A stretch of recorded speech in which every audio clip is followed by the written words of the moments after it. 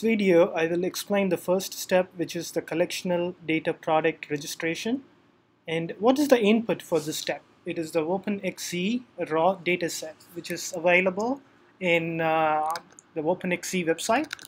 And as you can see here, this is the website where they have this raw dataset, and it is in the JSON format, and it has a name, which is the signal name, and the value, signal value, and the timestamp. So basically they just have three different attributes here. And then there is roughly around 19 to 20 signals generated from the trace. Okay, and as you can see, this data set just contains these three attributes, but what is missing here is the car ID.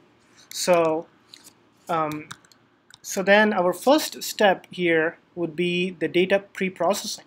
Okay, before that, let's just see what is the output gonna be for this first step, the collectional data product registration.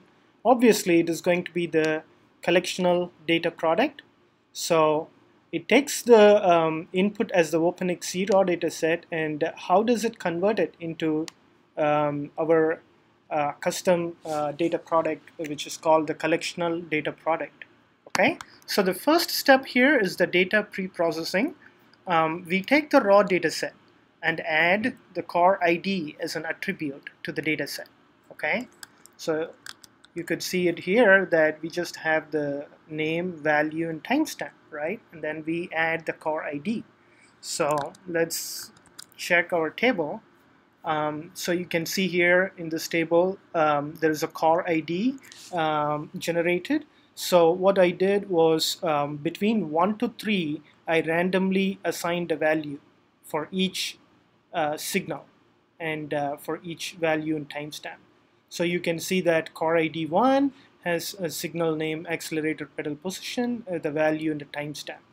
So a basic query like select star from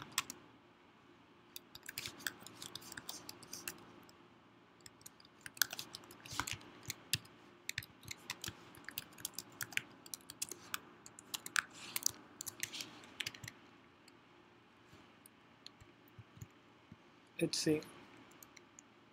So I think I have misspelled the table name. So you can see that there's this query that return all the signal information for a particular car ID 1, right? You can see the signals are all shown here with the value and the timestamp. Okay, so this is then let me stop this query. So this is then a part of our data pre-processing. Okay, so where we add the car ID as an attribute to the data set. And then the second step is import shim.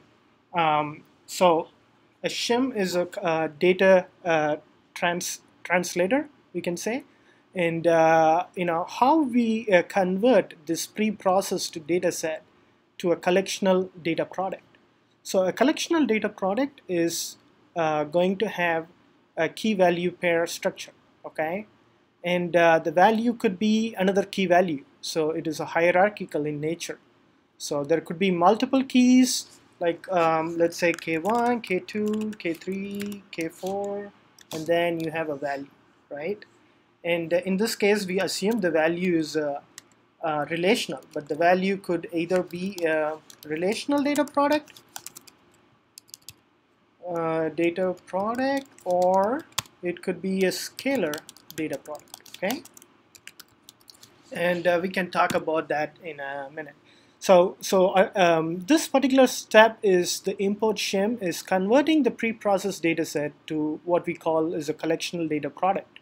Okay, and the keys here are car ID and signal name, right? Those are the two keys, and the value is a relational data product, which is a separate table that contains two columns, namely timestamp and value. Okay, so you can see that happening. So we did see the meta table creator. Let's go back to that again. so which has the structure, right? Car ID, name, and a leaf node. So how do we convert this into the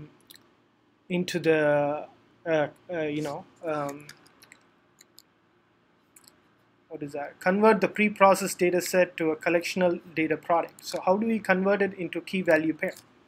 Okay, so you can see that happening right here. So you can see the car ID 1 and accelerator pedal position, right? So those are the two keys, and the value is a separate relational data product.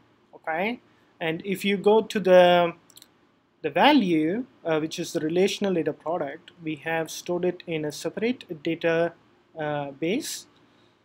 So over here you can see it lists all the different values and all the different timestamps, right?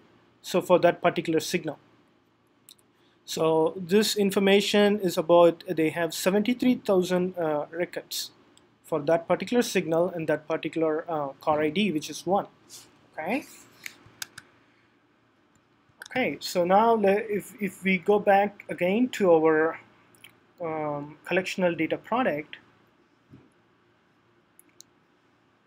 which is this one right here.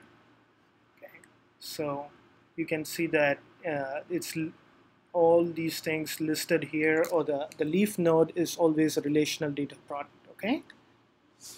Okay, so those are the two steps then to register a collectional data product. Okay, so we take the input as an OpenXC raw data set and then convert it into a collectional data product. Obviously, we need to perform some data pre-processing, which is done by the system automatically. Okay, and it's done. The data pre-processing is done for this particular data set, the OpenXC data set. So for a different data set, the data pre-processing might be different. Okay. All right. Thank you.